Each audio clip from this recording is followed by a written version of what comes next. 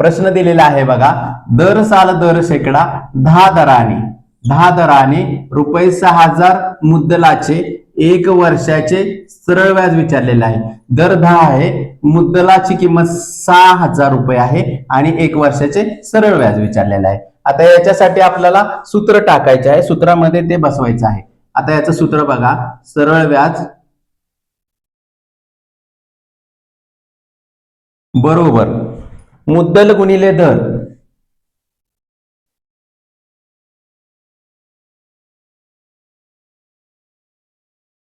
गुणिले मुदत भागिले 100.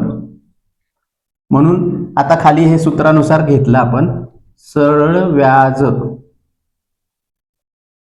बरोबर मुद्दल किती आहे 6,000 रुपये गुणिले दर किती आहे, दर इकडे दिलेला आहे बघा 10 आणि मुदत किती आहे 1 वर्षाची भागिले 100. आता त्याला भाग घालवायचा. या शून्याला हा शून्य गेला, या शून्याला हा शून्य गेला, उरले किती 60 गुणिले 10 गुणिले 1.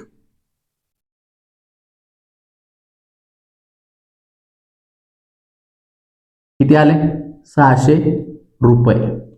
म्हणून उत्तर किती आलं आपलं 600 रुपये.